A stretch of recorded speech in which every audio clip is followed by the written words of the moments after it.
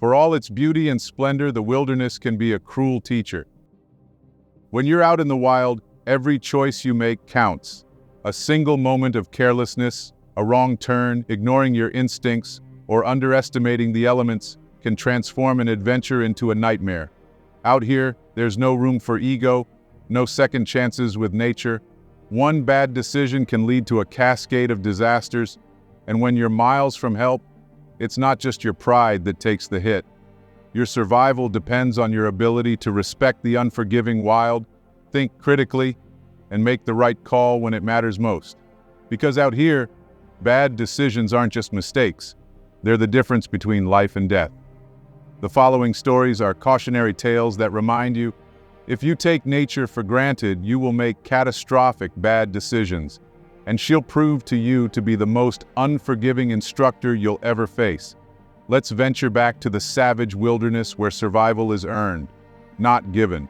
This is the Outdoor Disasters Bad Decisions in the Wilderness Marathon.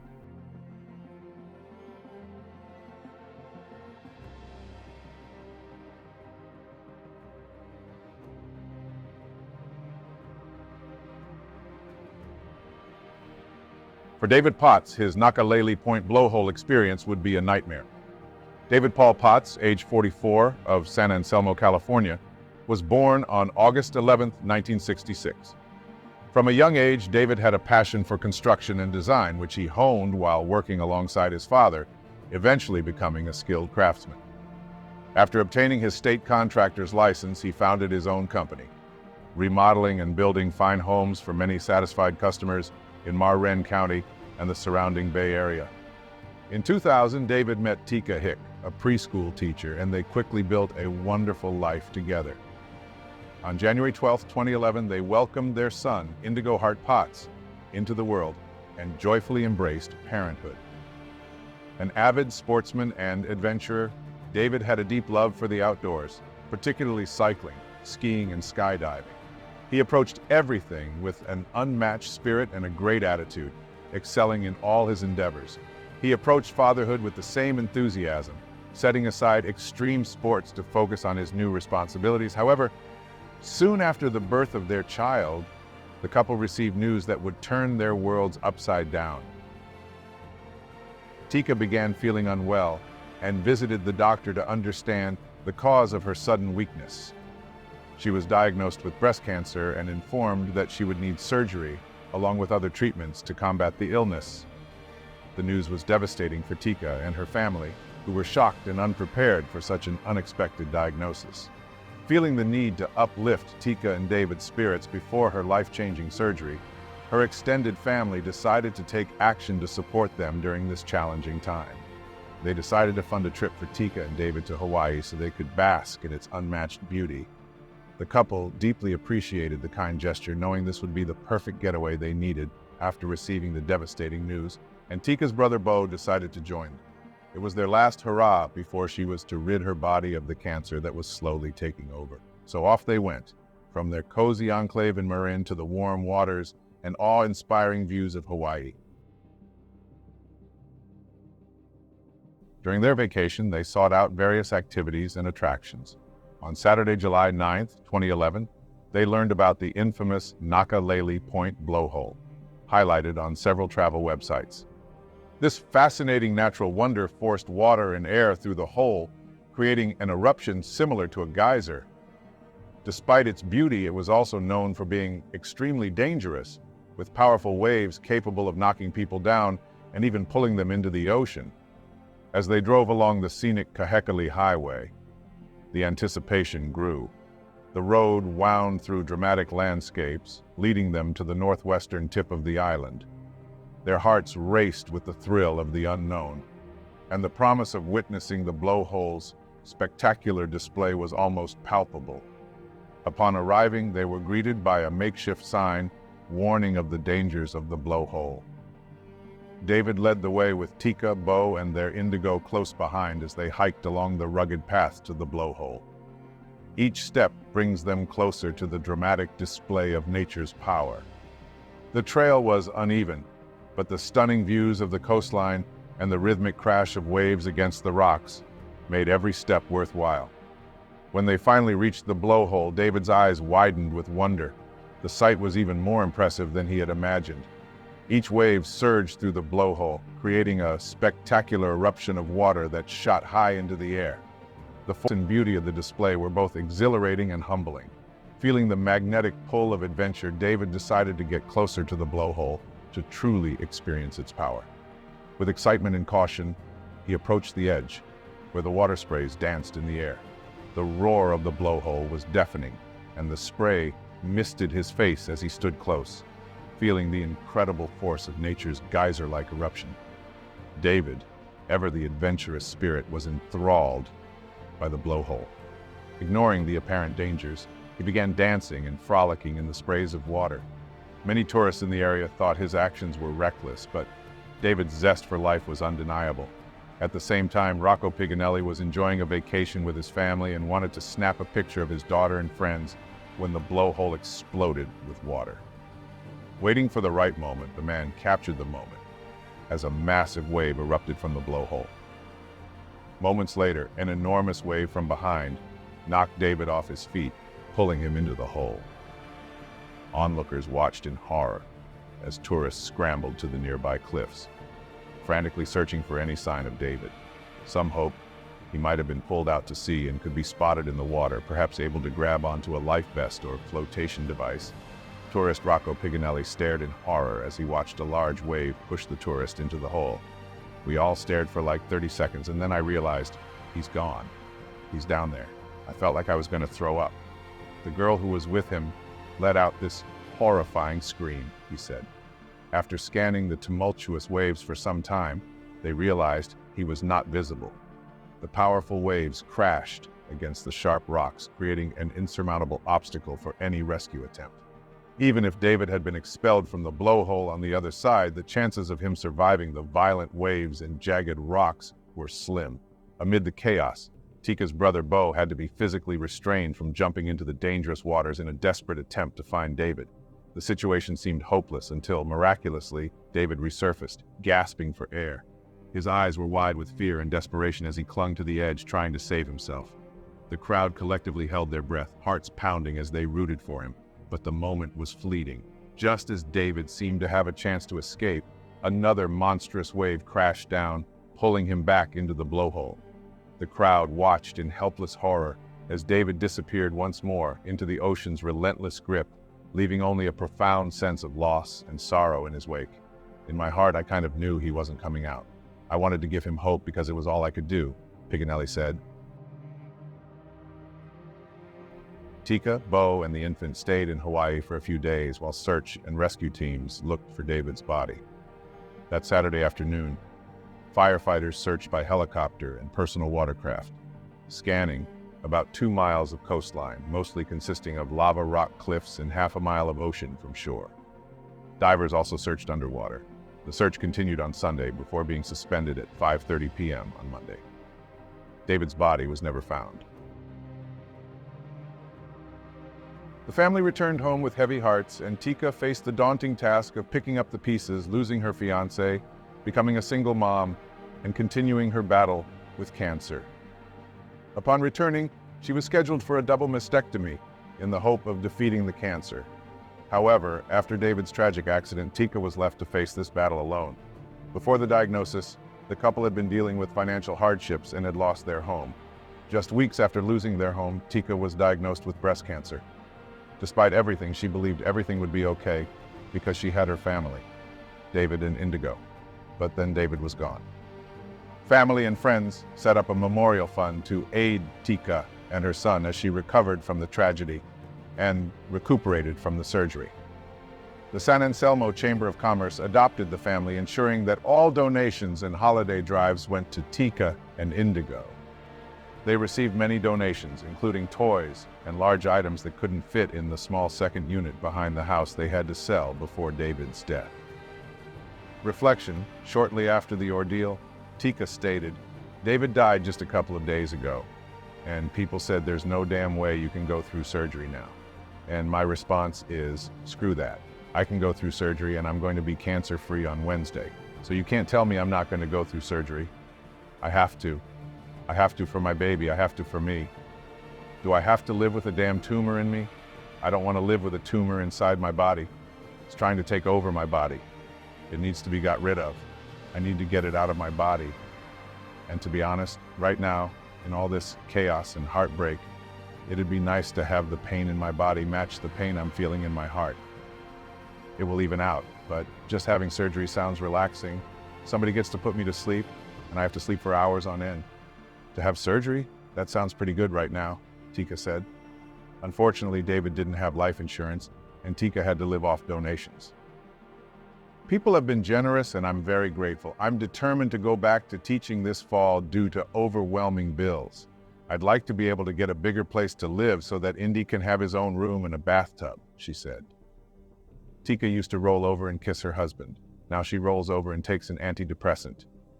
She just gets up and does it because she has to for her child. She stated, "Don't want pity, and I don't want to bring other people down. I don't know that I'll ever know true happiness again, but there will be some light at the end of the tunnel. You have to fake it until you make it. David and I loved each other so much. We were together for 10 years. I still got goosebumps when he pulled into the driveway." Unfortunately, around a year later, Tika had to go back for additional surgery related to her cancer. From what I could find, Tika is alive and has returned to teaching in Marin. A few days after the Potts tragedy, the Scarmazzino family was on vacation and decided to visit the infamous Nakalele blowhole. As a friend recorded the scene, a massive freak wave exploded over the family, smashing Dad Pino Scarmazzino into the blowhole, eerily identical to David Potts' horrendous death. "It was like a dump truck of water was spilled over us," Laura Scarmazzino said. "A friend tried to rescue Pino, and fortunately Pino was saved, but not unscathed. I couldn't believe the pain that I was in. I felt like I had crushed my ribs. I felt myself just getting dragged in," Pino said. The couple's 10-year-old daughter Vanessa can be seen in the video sobbing over what had just happened to her father. "All I saw was him getting dragged down. I was afraid that he wouldn't be there," said Vanessa.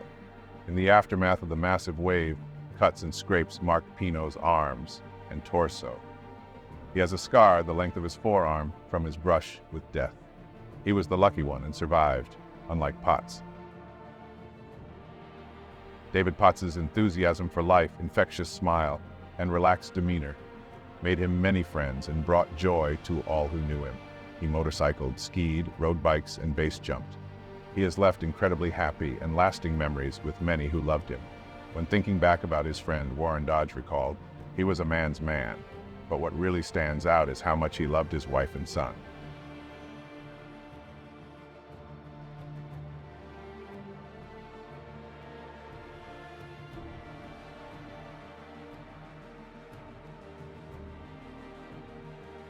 For Larry Kayaker, his kayaking adventure would be a nightmare. At 3:45 p.m. in November 1995, Saul Canderas gets ready on the shore for a kayak outing alongside his close friend and former teammate, Larry Kayaker. Although it's past the usual sea kayaking season, endurance athlete Saul Canderas is determined to explore the renowned kayaking spot, the San Juan Islands. While both Saul and Larry Kayaker are regular weekend adventurers, this is their first time kayaking together. They plan to visit Strawberry Island and then head to a clothing-optional resort in Doe Bay, aiming to unwind in a hot tub. Larry's late arrival, about 4 hours behind schedule, visibly agitates Saul. Despite their friendship, their relationship is defined by fierce competition. Larry expresses his readiness for any physical challenge thrown by Saul, seeing it as a chance to outdo his friend. "I'm up for any kind of challenge like that, any kind of physical challenge, especially if Saul throws that at me. If he can do it, I can do it, and not only if he can do it, I can do it, but I can do it better," Larry expressed. "Competitive would probably be a defining and describing characteristic of our friendship. We tended to compete in almost anything," Saul said. The two embark on their adventure at night, a risky decision even for experienced kayakers, particularly during winter. Unfamiliar with kayaking, Larry feels uneasy about venturing into the open sea in the dark. "Setting out at night, people die every year kayaking in the San Juans, but that danger is exciting. It's a thrill. I'm thinking I'm invincible," Larry stated. Paddling off the coast of Anacortes, Washington into the San Juan Islands, they navigate the perilous Rosario Strait towards their first destination, Strawberry Island. They are pressed for time, knowing they must cross swiftly before the tide turns against them. However, during their journey, Larry struggles to maneuver the kayak and grapples with the mechanics, failing to adjust the foot pedals before setting off. I'm just kind of trying to fake it, and that's the first time I'd set my ass in a kayak. I'd never been in one before, Larry proclaimed. Saul realizes Larry's lack of experience and becomes anxious about the daunting trip with a novice paddler. As they brave treacherous waters in the darkness, the kayak trip seems to be heading towards disaster. Eventually, Larry and Saul arrive at Strawberry Island, but they're behind schedule. The only available landing spot is a sandy beach surrounded by hazardous rocks. As darkness envelops them, they encounter the fierce tidal currents swirling around the island, earning the area its ominous nickname, the Witch's Cauldron. Saul, the seasoned kayaker, formulates a plan to navigate through sharp rocks, using his headlamp to signal Larry to paddle in its direction. Amidst the darkness and crashing waves, Larry feels terrified. "Aim for the flashlight and paddle hard," Saul urges. Saul desperately maneuvers towards the shore, grappling with the rocks and the perilous waves. However, as Canderas progresses, he collides with the rocks. Larry tries desperately to warn Kaiser against approaching him, but amidst the cacophony of the crashing sea, Saul's headlamp is the only thing Larry can see, failing to make out Larry's cautionary message. Larry, spotting Saul's headlamps, steers towards him and crashes his boat into Saul's, resulting in both flipping into the water. Stranded, the duo manages to reach the land, but their kayaks remain in the water. Fortunately, their kayaks wash ashore, enabling them to salvage their belongings. Sadly, Larry hadn't properly sealed his dry bag, and its contents, made of cotton, were soaked and rendered unusable by the storm. As the tempest outside soaked them, a sense of demoralization lingered between the friends. By that point, I truly realized my assumptions were not correct on his level of preparedness.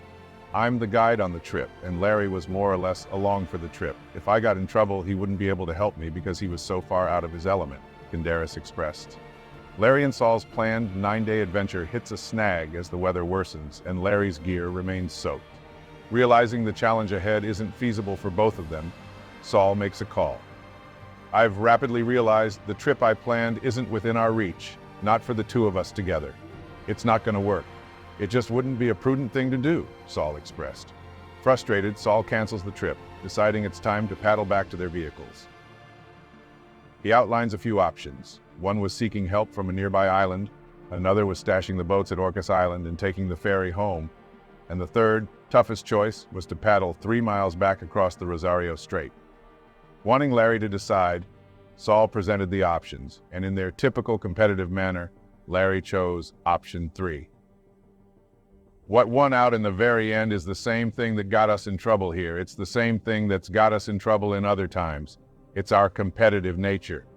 If he can paddle across the channel, I can paddle across the channel.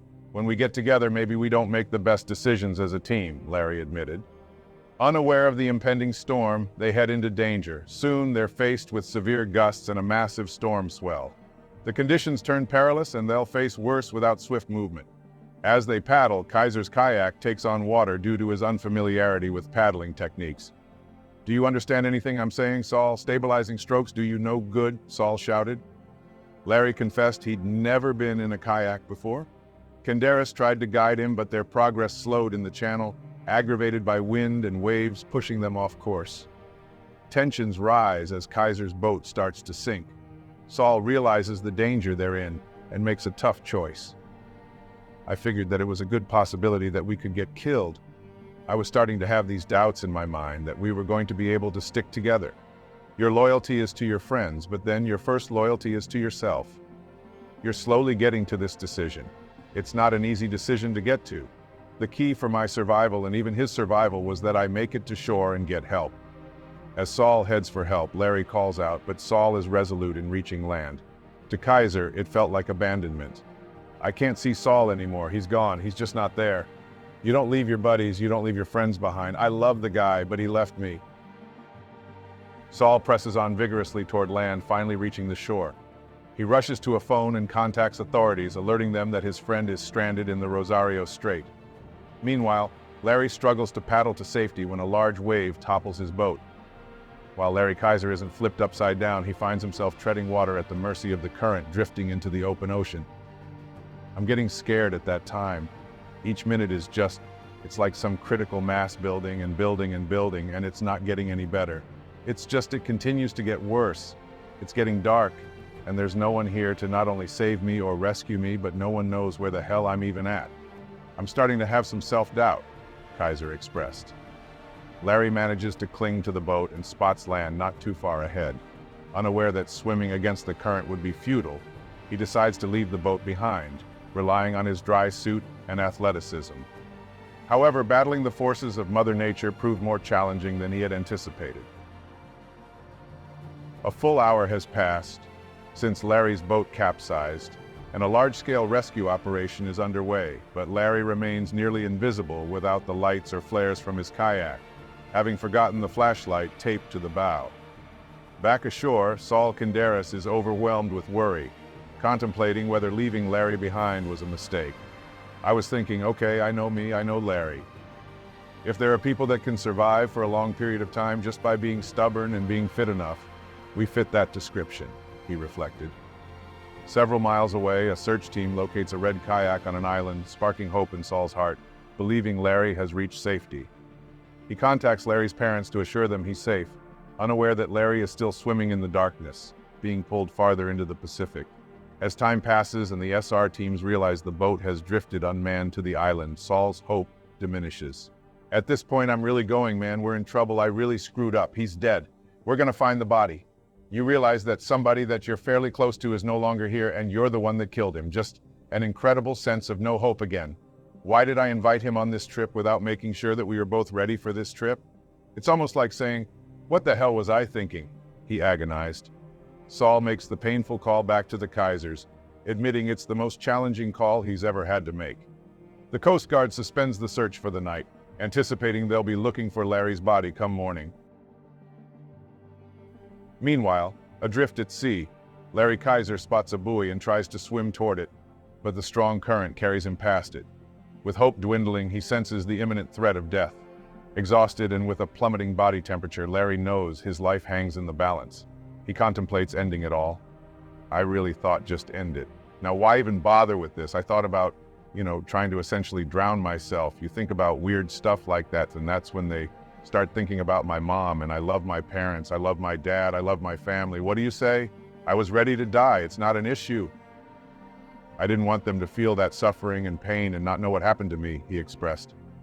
As Larry continues drifting, he notices a lighthouse ahead, drifting toward it with the current's help. Luckily, a side current brings him close to the last piece of land before being swept into the Pacific Ocean. Reinvigorated with hope, Larry musters all his remaining strength to reach the island. It's getting closer and closer. I'm like, I'm gonna make this, my God. Thank you. Thank you, Lord. I come up on the shore, and there's this big rock right there. And I just swim up and put my arms around this rock. This is the most beautiful rock I've seen in my life. That's all I could think of. No one else, nothing else, just lie there and enjoy this rock, this stupid rock that was my buddy, Larry recounted. Having survived 9 hours in the freezing ocean, Larry Kayaker now faces a desperate battle to keep warm on land, cold, and in darkness, uncertain of his location. Reflecting, he pondered, I thought about what the hell is Saul doing right now? What's he thinking right now? What is this man thinking? Is he thinking that I'm dead? Is he thinking he killed me? Is he thinking he's responsible for killing me? The big difference between him and I is there's just not a chance in hell I would leave someone like that. I wouldn't do that no matter what happens. If the person I'm with is going to die, I will die with them. Upon waking up, Larry presumes he's on the mainland, hoping to reach the lighthouse he spotted the previous night for help. However, his hope turns to horror when he realizes the lighthouse he saw belonged to another stretch of land, leaving him stranded on a different island with the lighthouse across another strait. To make it there, he faces another mile of freezing water, dehydrated and hypothermic, at the mercy of dangerous currents. As he swims, he abruptly halts and glances back to find a search helicopter hovering where he stood just an hour before. "You gotta be kidding me," he exclaimed. Meanwhile, back on shore, Kinderis, still in kayak gear, paces anxiously, troubled about Larry and reflecting on the decisions made that day. Over time, finding Larry, I became increasingly uncertain if I made the right call. Not only did you get your friend killed, but it's proof you're a failure, he confessed. But, amidst these thoughts, Kaiser astonishingly reaches the island with the lighthouse after swimming a mile. Unfortunately, it turns out to be an uninhabited lighthouse, and hope dwindles. As Larry rests by the lighthouse's entrance, a helicopter spots him, finally marking the end of his day-long ordeal at sea. Simultaneously, Saul receives news of his friend's rescue and rushes to the hospital. Upon Saul's arrival at the hospital, he finds Larry undergoing treatment. "Hey Larry, you okay?" "I guess so. You left me," Larry expressed, his tone stern. "I'm just glad you're okay," Saul responded. The tension dissolved into a grin and laughter shared between the two friends. With who I am, I wanted him not to feel guilty. I wanted him to hopefully be relieved in the fact that I'm okay. Do I hold a grudge against him for doing that? No, I don't. Despite their ordeal, Saul and Larry maintain their friendship and have even explored kayaking together in the San Juans. However, they never broach the subject of what occurred, nor can they find common ground on whether Saul's decision to leave his friend behind was justified.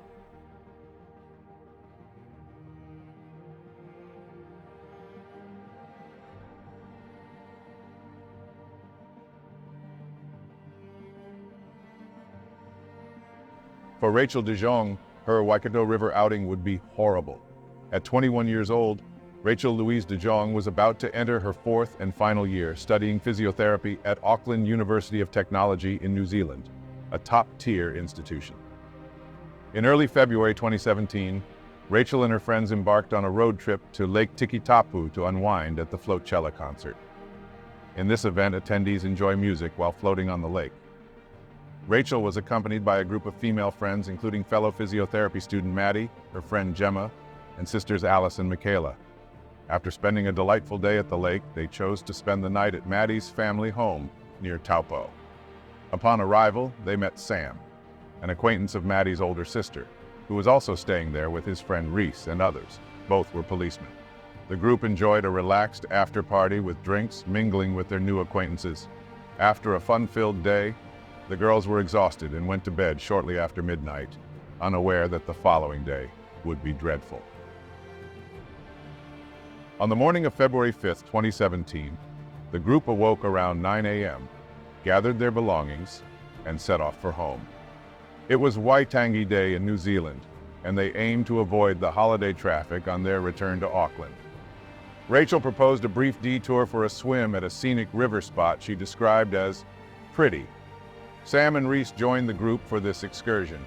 They traveled in 3 separate vehicles and pulled over near the start of an unofficial trail leading to the river. They decided to spend some time near the Airtiatia Dam, known for its natural rock pools and formations that usually provide a safe and relaxing swimming environment when the dam gates are closed. This location is favored by both locals and tourists for its tranquil waters and beautiful views. Additionally, the spectacle of the dam opening, during which water dramatically rushes into the river, attracts visitors. A warning siren sounds 3 times before the gates open, first 5 minutes prior, then 2 minutes, and finally just before the gates are released. However, no sirens would sound if water needed to be released urgently due to unusually high water levels. Typically, a river power station would be positioned adjacent to a dam downstream at the river's lowest point. In Airtiatia, to maintain the natural scenery, the power station is situated 400 meters or 1,300 feet from the dam. Water is directed from the dam to the power station via a 10-meter-wide tunnel. This setup allows for the controlled release of water several times a day, creating the illusion that there is no dam at all. This process, which involves releasing a large volume of water, is inherently hazardous, hence the need for sirens. As Rachel de Jong and her friends made their way down the trail, they heard the sirens around 11:40 a.m. but saw no signs warning them of the impending danger. The dam was scheduled to release water around noon. Rachel and Maddie, familiar with the area, led their friends through the dense foliage on a path that took about 10 minutes. The trail became steep and narrow closer to the end, requiring the group to navigate over rocks and grasp onto tree roots to reach the river. On Waitangi Day, Taupo experienced a scorching high of 33 degrees Celsius or 91 degrees. The sky was clear and blue and the river was tranquil. Unknown to them, a crucial warning sign normally placed at the trail's entrance had been stolen 2 weeks prior. Upon reaching their destination, the group is set up on a natural rock shelf by the river, which remains exposed when the dam's gates are closed but submerges during water releases. Despite hearing a distant siren during their descent, the absence of visible warning signs lulled them into a false sense of security. Everyone eagerly jumped into the river. Rachel captured the moment, filming and taking selfies with her GoPro camera. The atmosphere was serene. It was a typical outing for the group, with Rachel and friends on a mid-river rock surrounded by native bush and under a crystal-clear sky, epitomizing one of New Zealand's most picturesque swimming spots. They snapped a selfie, encapsulating the joy of a summer's day on their road trip. Moments of laughter and light-hearted fun were captured on camera. But within minutes, the situation would take a dramatic turn for Rachel de Jong and her friends. Meanwhile, the gates of the Air Tia Tia power station upstream had started to open. On this day, the warning sign had been stolen, and the siren's sound was faint and distant. Consequently, Rachel and her friends were swimming downstream, oblivious to the impending danger. A surge of white water began spilling into the tranquil pool, creating foam that spread across the dark green surface. It was dead calm. Someone in our group, Rachel, I think, said, "We better get onto the rocks," Maddie recounted. Shortly after, a powerful flow of water rushed down the river, catching everyone by surprise. Already in the water, the group scrambled onto a rock in the middle of the river to escape the rising waters, but soon found themselves trapped. Sam and Reese had managed to climb to a higher rock, finding safety, but the girls were left stranded on a lower rock. Initially, they felt secure, but panic set in as they realized the relentless water would crest over the boulder, threatening to sweep them away. "We thought we were going to be okay on the rock, but that's when the water started coming up hard and fast," Gemma recalled. Horrified tourists on a platform overlooking the river could do nothing but watch as the water rose around them. A rapid formed around the rock, and the girls started to panic. "Hey girls, that water's going to rise really fast. You need to get back to me now," Sam yelled. However, the current had become so powerful that the girls felt it was impossible to reach Sam. Their only option was to jump towards Reese, who was on the opposite side of the rock.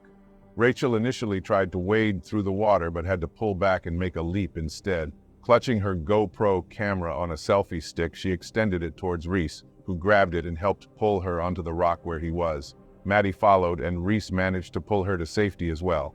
When Reese tried to rescue Michaela, she slipped from his grip and both were swept downstream by the river. We were separated straight away, and I went under the water. It felt like a washing machine. I had no control, and I was running out of breath. "I thought that was it, to be honest," Reese recalled. Michaela struggled under the water, colliding with rocks and gradually losing her breath, yet she managed to resurface. Meanwhile, as she and another fought to stay afloat downstream, Rachel and Maddie remained on the rock, trying to aid their friends as the rising water threatened to engulf them. Gemma was next to attempt the jump, nearly being swept away before Rachel and Maddie pulled her to safety. This left Alice still in peril on the rock. She leaped towards Rachel's extended hand, but at that moment, the water's force was overwhelming, and it swept both Alice and Rachel away. Gemma and Maddie left on the rock, and they could only watch helplessly as their friends were carried downriver. "The water was so strong at this point, I saw Alice's head at the start and then couldn't see Rachel," Gemma said.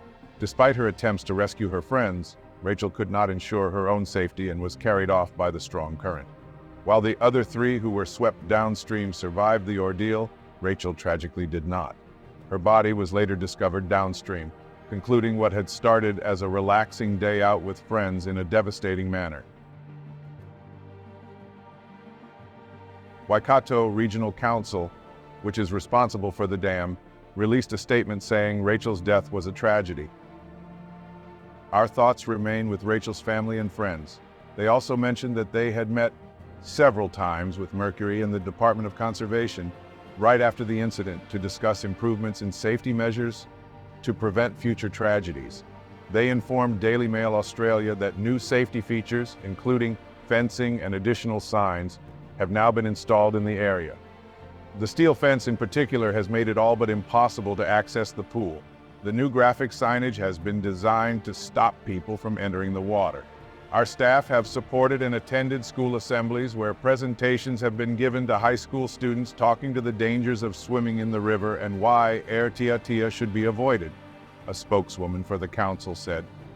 Kevin DeJong, Rachel's father, viewed a distressing video captured by onlookers on the platform above the river, showing his daughter's last moments alive. The pain of losing his only daughter is acute and has been exacerbated by remarks suggesting that Rachel was to blame. "These were not silly girls taking selfies," Kevin said. Kevin DeJong believes that while no one is directly at fault for his daughter's death, it is crucial that efforts are made to prevent a similar incident in the future.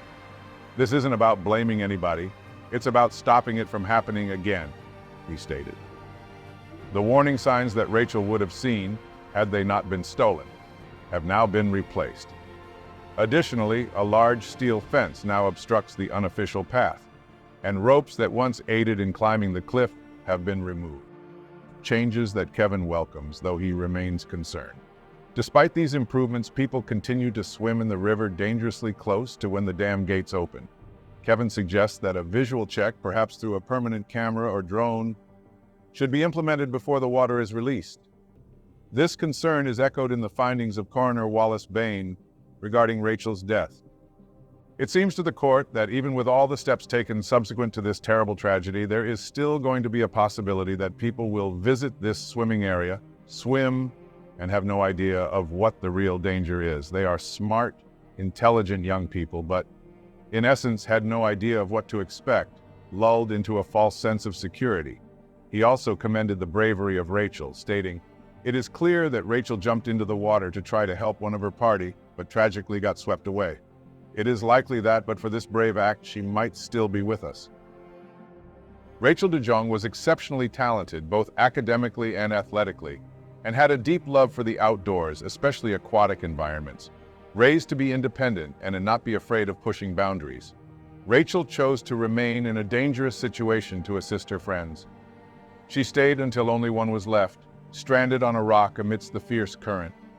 This act of selflessness and courage left her father, Kevin DeJong, with a mixture of profound grief and immense pride. Her brother, Daniel DeJong, expressed his admiration and sorrow with a tribute to Rachel on Facebook. "Not only was she an inspiration to us all, she was my best friend and the most perfect sister I could have ever asked for. I can't even begin to describe how much I'm going to miss you and how incredibly unfair it is that you have been taken far, far too soon. You never spoke a bad word of anyone, and you had such an infectious smile that could cheer anyone up. There are not enough words in the world I could use to describe you. I love you so much, Rachel. Rest easy." Her obituary states, "Words cannot even begin to describe how much we are going to miss you, and our hearts are breaking. You will always be with us, and your beautiful smile, adventurous spirit, your love of life, your caring nature, and sparkling eyes will never be forgotten."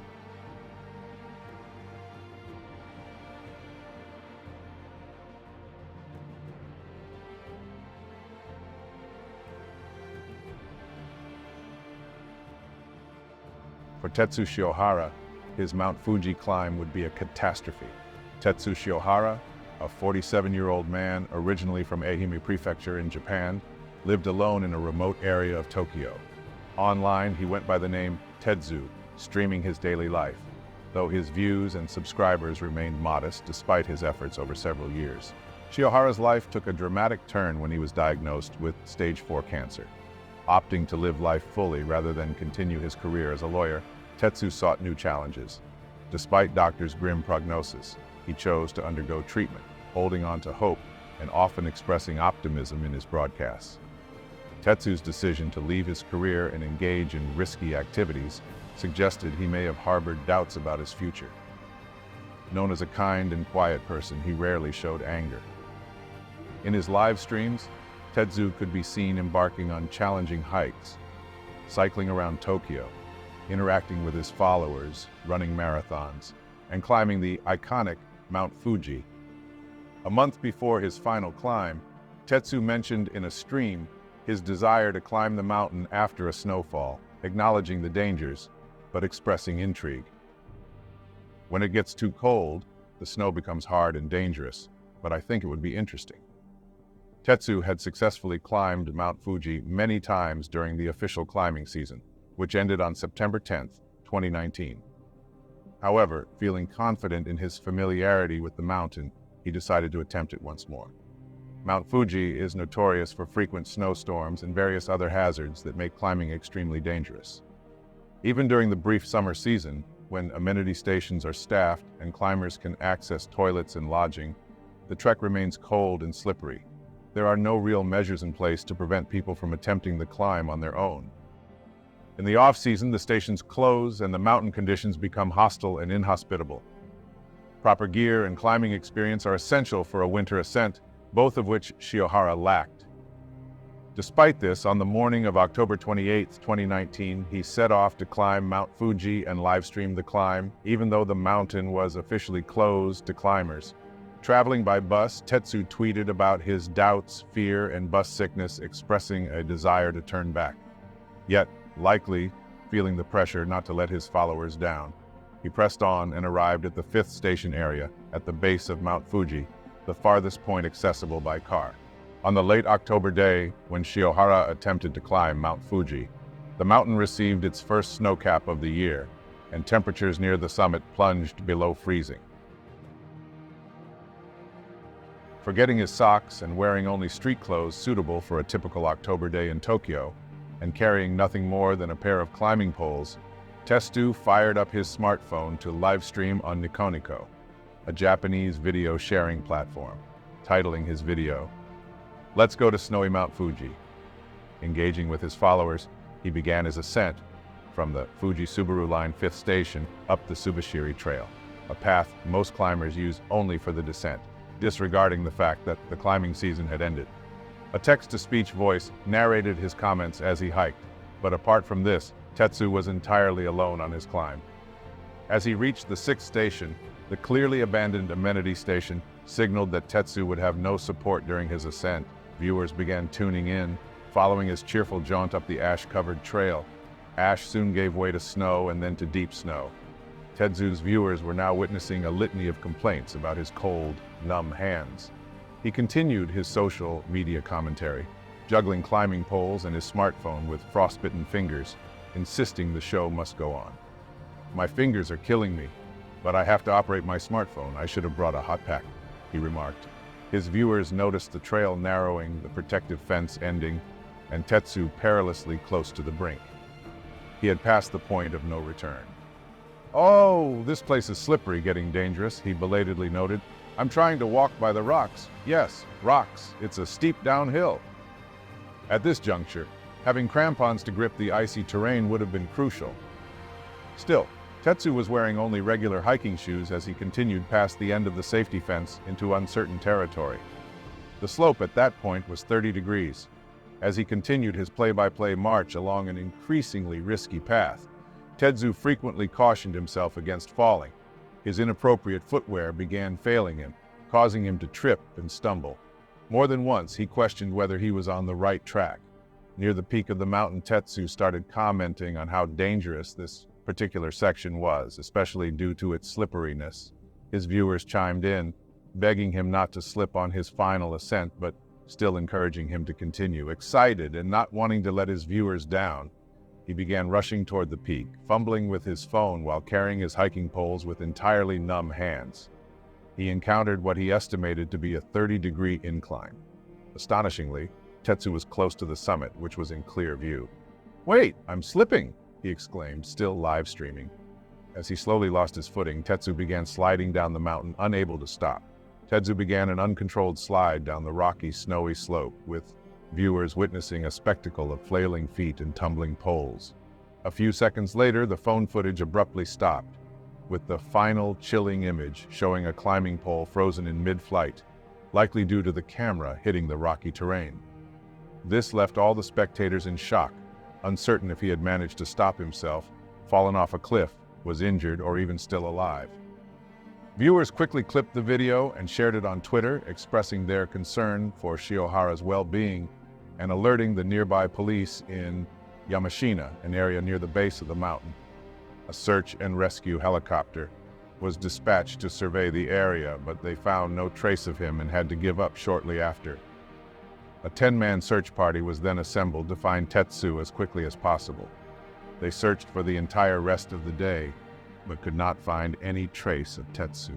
They didn't find anything the next day either. However, on the afternoon of the 30th, they discovered what remained of Tetsu near Mount Fuji's 7th station. His body was crumpled on the ground. The location was about 2,545 feet, or 776 meters, from where Tetsu had originally fallen. His body was so severely damaged that despite being confident it was him, they were not able to identify the body at first officially. There was no identification on him and his phone was missing. By early November, the body was officially identified as Tetsu's. Authorities closed the mountain to all climbers shortly after the incident, with local police citing increased dangers that season. Temperatures were below freezing near the top of the 12,388 feet volcanic mountain when Shiohara began his ascent. The death of Tetsu Shiohara demonstrated the perilous nature of Mount Fuji despite its majestic and inviting appearance. The live streamer's multiple successful trips to the summit may have given him an inflated sense of confidence, leading him to believe he could climb out of season safely. However, the official climbing period exists for a reason. Hiking outside of this period is extremely dangerous, and if something goes wrong, help is very far away and might not arrive until it's too late. In 2017 alone, 7 people lost their lives climbing the mountain during the off-season, and over 80 hikers were injured. A Russian hiker was crushed when huge rocks fell onto her, destroying her heart and lungs. Tetsu was not the only person to lose his life on Mount Fuji, but he was probably the only one to live stream his ascent. Many criticized Shiohara for his decision to climb the mountain, pointing out his lack of proper gear and disregard for the closed climbing season. Some even accused him of having a death wish, or at least a lack of regard for his own life. Cruelly, he was awarded a Darwin Award by a website that describes itself as commemorating those who improve our gene pool by removing themselves from it in the most spectacular way possible. However, as more details about his background and his battle with cancer emerged, public opinion began to shift towards sympathy. Tetsu Shiohara was a man whose spirit of adventure and resilience defined his life. Bravely battling cancer, Tetsu embodied a determination to live life to the fullest while he had the time. However, his decision to climb Mount Fuji during the perilous winter season proved tragically reckless. His untimely passing serves as a poignant reminder of the dangers inherent in challenging nature's formidable forces. Tetsu's story, marked by determination, now stands as a cautionary tale for all.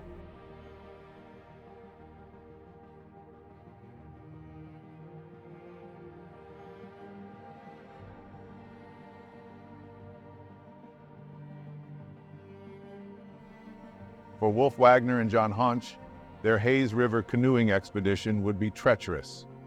Wolf Wagner, 25, accompanied by his 26-year-old best friend John Haunch, embarked on a Canadian canoeing adventure in northern Manitoba in the summer of 2017. After arriving in Winnipeg from Germany on July 16, 2017, the two tourists from Dresden set their sights northward, with the plan of navigating from Norway House to Port Nelson through various bodies of water in the northern Canadian wilderness. In Winnipeg, they purchased a canoe through the Canadian equivalent of Craigslist, intending to paddle 380 miles on the Hayes River to Hudson Bay. The chosen route by Wolf and John is a renowned Canadian classic, serving as a primary waterway for the historic fur trade, and is now recognized as a rite of passage for canoe enthusiasts. Despite being a lengthy journey through remote wilderness typically taken on by seasoned paddlers in robust canoes, Wagner and Haunch, with limited experience, opted for a seemingly ill-suited vessel. Their chosen canoe was a thin-walled fiberglass model with a full keel and sponsons designed for novice tourists to stay upright on calm lakes. During the initial 10 days of their expedition, the pair, having some prior backwood canoeing experience, encountered no significant issues and were fully immersed in the grandeur of the North American wilderness. However, the situation took a turn, and their adventure became more challenging than anticipated. While the journey proceeded according to the plan, it remained challenging. At a particular juncture, when they portaged their canoe and slid it on the ground, its poor quality became evident, leading to damage that necessitated repairs using the last of their repair kit. Surprisingly, this incident did not raise concerns about the vessel's overall quality. Despite having the option to cancel the trip at Oxford House, the final settlement before reaching Hudson Bay, they were resolute in completing the journey and felt confident about their success. Little did they anticipate that the perilous rapids immediately following Oxford House would prove too formidable for their canoe. On the evening of July 27, 2017, Wagner and Hansch encountered a challenging stretch of rapids known as the Nunatonawago Rapids on the Hayes River. Typically, canoe trippers opt to portage this section, but the duo couldn't locate a trail. Wagner explained, "We arrived at the Nunatonawago Rapids, and it is very wide with steep shorelines with no possibility to portage or line it. Faced with limited options, they decided to navigate through the center and ended up grounding on rocky ledges. Alternating between taking a seat and propelling the boat forward, they encountered rough rocks, causing significant wear and tear on the canoe. A grapefruit-sized piece was torn from the keel, leading the canoe to veer sideways and become stuck. Wagner submerged beneath the canoe to release it when it was fully submerged. Following this, the men seized one end of the boat and swam together towards the riverside. Fortunately, their belongings remained afloat and intact, connected by a rope. Despite the crash, they managed to swim to the riverbank and escape relatively unharmed. However, they realized their canoe was irreparably damaged. The crash occurred 50 kilometers northeast of Knee Lake, leaving them far from civilization with no means of communication for help. Faced with a survival challenge, Wagner and Hansch recognized that their next move was crucial for their well-being. They decided to rest before making any decisions, hanging up their wet clothes in an attempt to dry them. Wagner emphasized the importance of staying calm in such situations, saying, "In a case like this, it is very important to keep cool. Our credo was, keep cool, keep your head, and use your head." So, we built up our energy, dried our paper navigation maps and clothes, and went to bed. The next morning brought a critical decision. With no means of communication, the duo left a note by their broken canoe and embarked on a northward journey on foot through the wilderness towards Gillam, Manitoba, a distance of 115 kilometers or 71 miles. Lacking satellite phones, PLBs, spot devices, or cell phone service, they estimated it would take 4 to 5 days, covering 15 to 20 kilometers or 9 to 12 miles daily.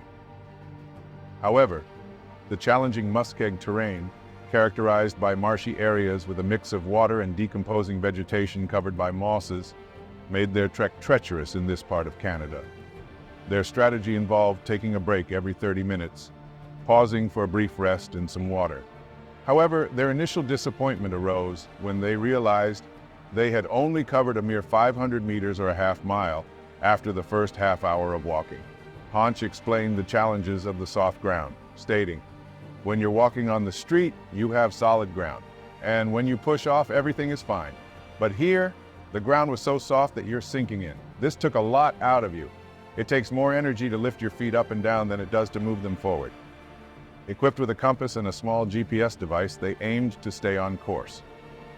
The first day of the trek was endured in near silence to conserve energy, and the prospect of reaching the road seemed uncertain. By the end of day one, they had covered less than 6 kilometers or 3.6 miles, with black flies and mosquitoes leaving their marks on their skin. "We were so exhausted after that first day," Hansch recalled.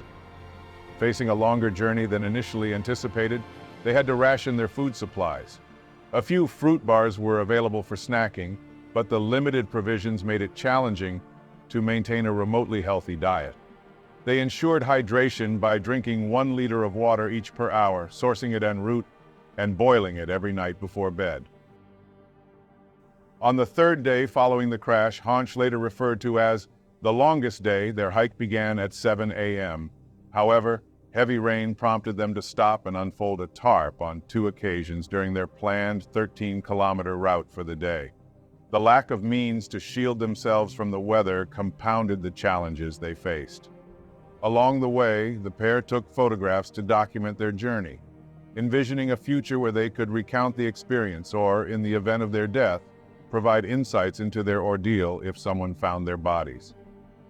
Wagner and Hansch persevered, adhering to a north-northwest compass bearing, aiming for the 15-mile stretch of blacktop linking Gillam with the settlement of Long Spruce, Manitoba. Carrying life jackets proved wise as they had to swim across several rivers each day. Essential gear, including rain jackets, boots, gloves, mosquito spray, GPS, paddle, tarp, and a BioLite camp stove, played a crucial role. John emphasized the constant discomfort of wet feet, leading to numbness in their toes.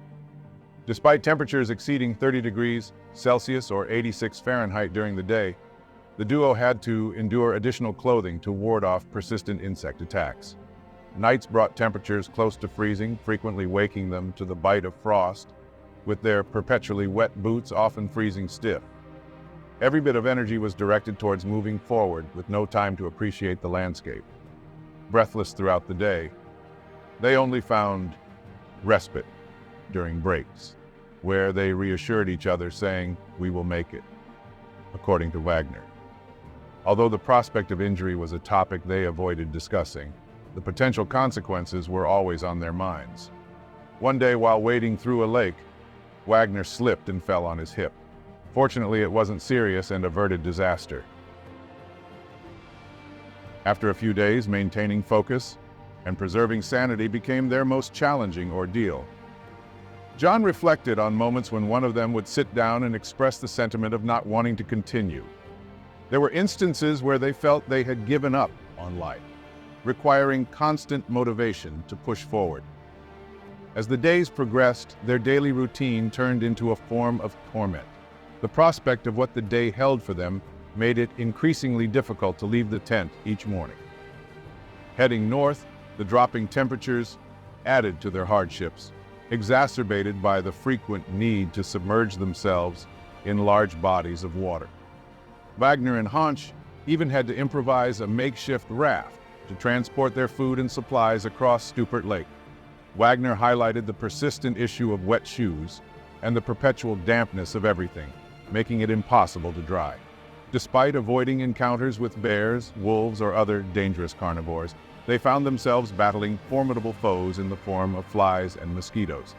The relentless heat provided no respite throughout the expedition.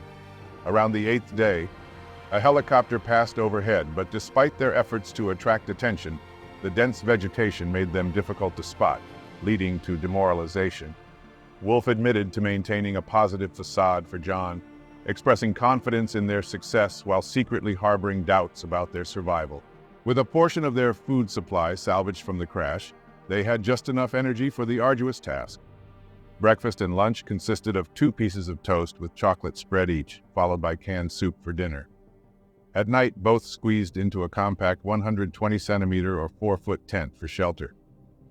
On the 11th day, with John and Wolf depleting their final food supplies, they trudged wearily, drenched and utterly exhausted.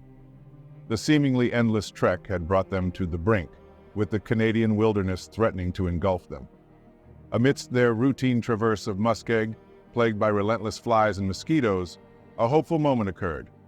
Pausing, they wondered, "Listen, is that a car?"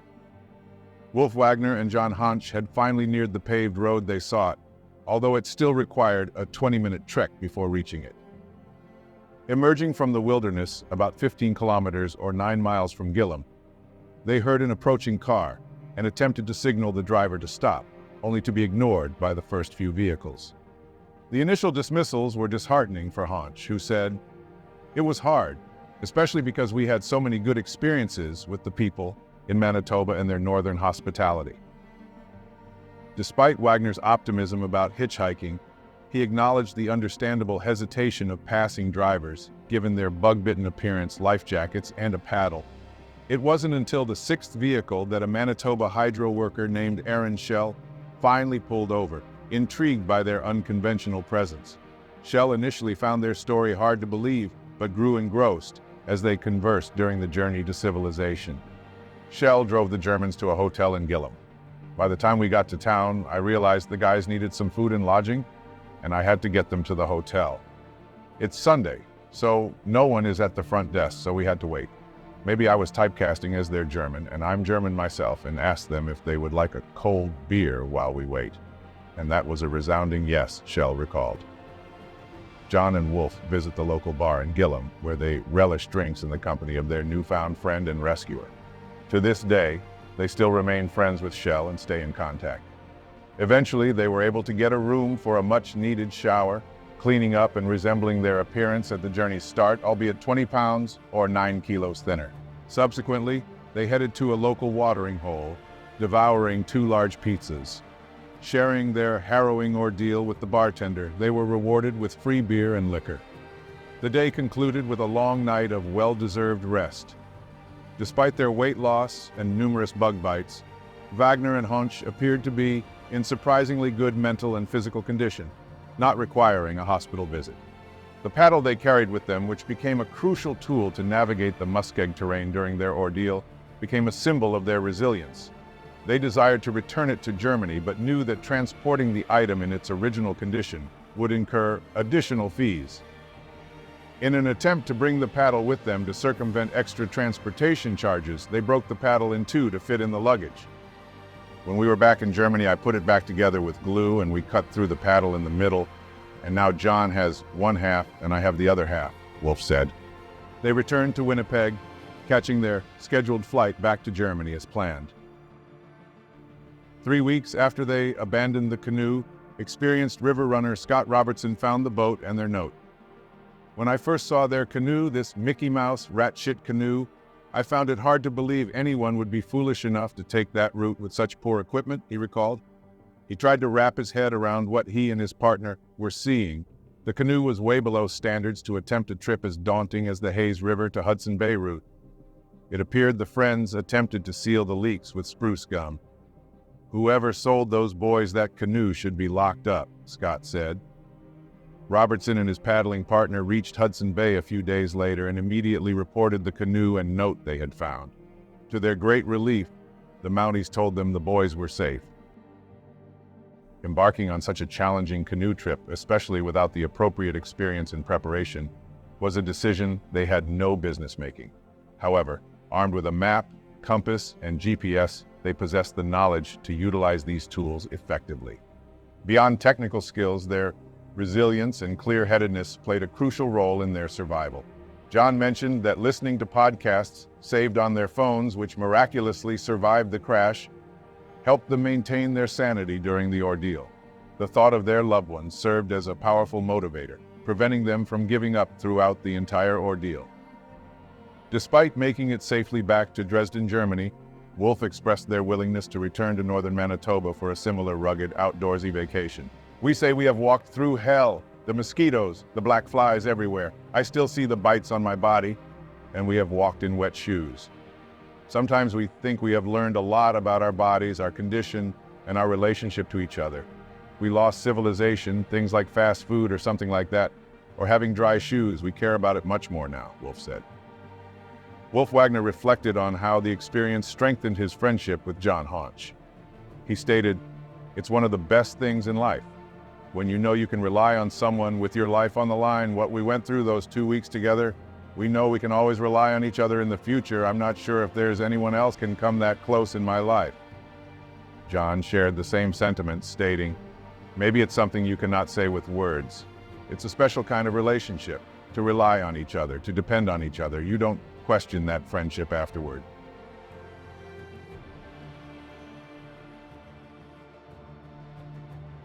In the wilderness, mistakes can lead to your demise. One poor decision, whether it's underestimating the terrain, skipping vital gear, or ignoring the signs nature gives you, can set off a chain of events that spirals into disaster.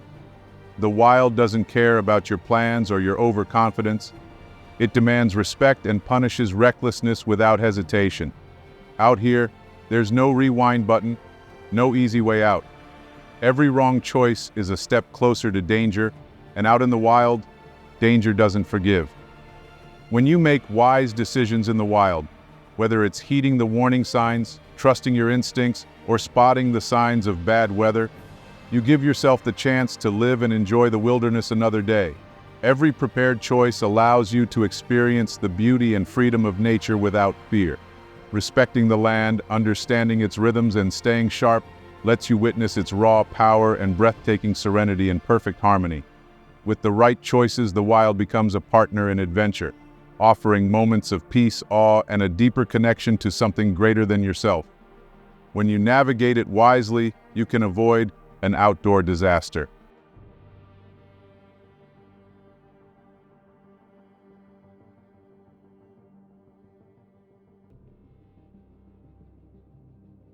If you've made it this far, please consider clicking those subscribe and like buttons. Want more outdoor disasters content? Check out these videos I believe you'll enjoy. Thank you for watching.